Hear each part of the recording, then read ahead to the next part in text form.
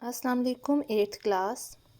آج آپ کا جو سبق جائے گا وہ سبق جہاد ہے، ٹھیک ہے۔ جہاد کے لفظی معنی کسی کام کے لیے کوشش اور محنت کرنا اور اپنے مقررہ مقصد تک پہنچنے کے لیے اپنی ساری طاقت اور ذرائع کو استعمال کرنا ہے، جبکہ جہاد کے شرعی معنی ہیں کہ اللہ کے دین پر پوری طرح عمل کرتے اور اسے دوسرے بندوں تک پہنچانے کے لیے وہ تمام کوششیں کی جائیں جو انسان کے بس میں ہیں اور پوری قوتیں اس مقصد کے حصول کے لیے لگا دی جائیں۔ دوسرے لفظوں میں دین کی اشاعت و تبلیغ اور دین کے غلبے کے لیے جو آپ کوشش کرتے ہیں اسے جہاد کہتے ہیں۔ جو شخص جہاد میں حصہ لیتا ہے اسے مجاہد کہتے ہیں۔ اللہ تعالیٰ نے مسلمانوں پر جہاد فرض قرار دے دیا۔ سورۃ البقرہ کی آیت نمبر 216 میں آتا ہے کہ بظاہر یہ ایک ناگوار بات لگتی ہے لیکن یہ تم پر لازم قرار دے دی گئی ہے، ٹھیک ہے۔ اور جہاد کے آپ کے پاس بک میں آپ دیکھیں پیج نمبر 64 سے آپ کا یہ سبق شروع ہوگا۔ آج آپ نے اس کی ریڈنگ کرنی ہے اور اس کا جو کام ریٹن میں نے آپ کو بھیجا ہے وہ آپ نے لکھنا اور یاد کرنا ہے، ٹھیک ہے۔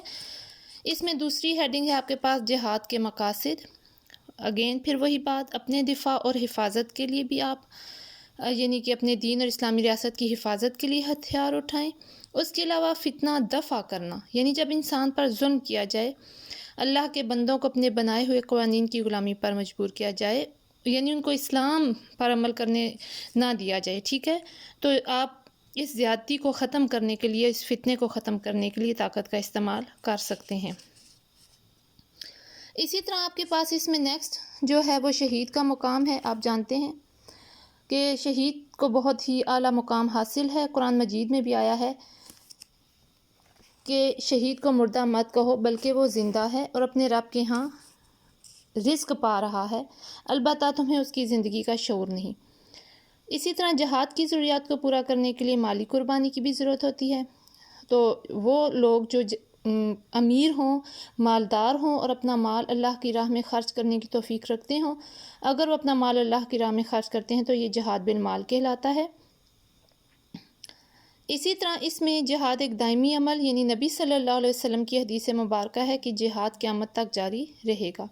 اس کے بعد ہماری ذمہ داریاں کہ اگرچہ ایک طالب علم کی حیثیت سے آپ جہاد میں عملاً شامل نہیں ہو سکتے، لیکن جہاد کی تیاری کے سلسلے میں مالی مدد مہیا کر سکتے ہیں، مجاہدین شہداء کے گھر والوں کی خدمت اور دیکھ بھال میں حصہ لے سکتے ہیں۔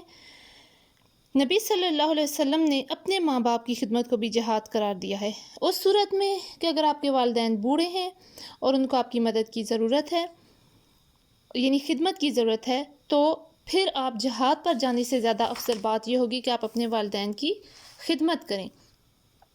نبی صلی اللہ علیہ وسلم نے طاقتور مومن کو کمزور مومن سے بہتر قرار دیا، اس لیے ہمیں چاہیے کہ ہم قرآن و سنت، سیرت رسول اور اپنی اسلامیات کی کتابوں کا گہرا مطالعہ کریں اور ملک و ملت کی عزت و ترقی کے لیے سائنسی علوم کا بھی مطالعہ کریں اور اپنی علمی قوت اور وسائل حیات یعنی زندگی گزارنے کے جو وسائل ضروری ہیں ان میں اضافہ کریں، ٹھیک ہے۔ آپ اس ٹاپک کی ریڈنگ کر لیجئے گا۔ اللہ حافظ۔